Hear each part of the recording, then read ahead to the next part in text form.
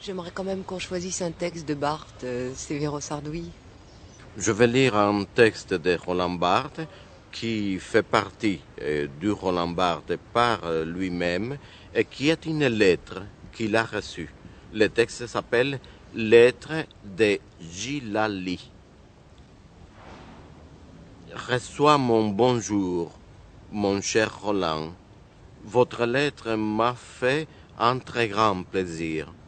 Pourtant, celle-ci donne l'image de notre amitié intime qui est d'une manière sans défaut. En revanche, j'ai la grande joie de vous répondre à votre sérieuse lettre et de vous remercier infiniment et du profond de mon cœur à vos superbes mots. Cette fois-ci, cher Roland, je vais vous parler d'un sujet embêtant, à mon avis. Le sujet est le suivant.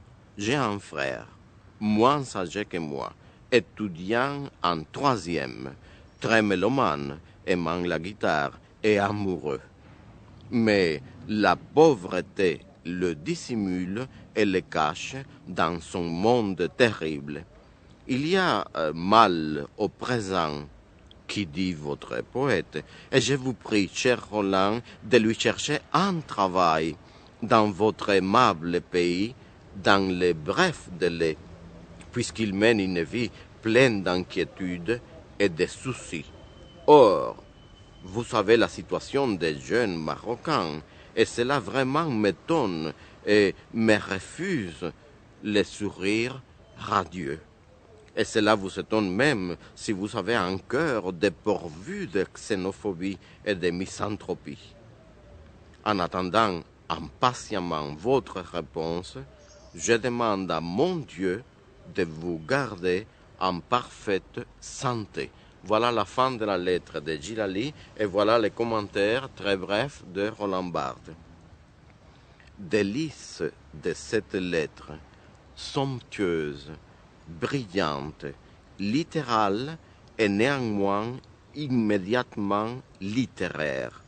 Littéraire sans culture, renchérissant à chaque phrase sur la jouissance langagière, en toutes ses inflexions, précise, impitoyable, au-delà de toute esthétique, mais sans jamais et de loin la censurer, comme l'auraient fait nos tristes compatriotes. La lettre dit en même temps la vérité et le désir. Tout le désir de Gilali, la guitare, l'amour, toute la vérité politique du Maroc. Tel est exactement le discours utopique que l'on peut souhaiter.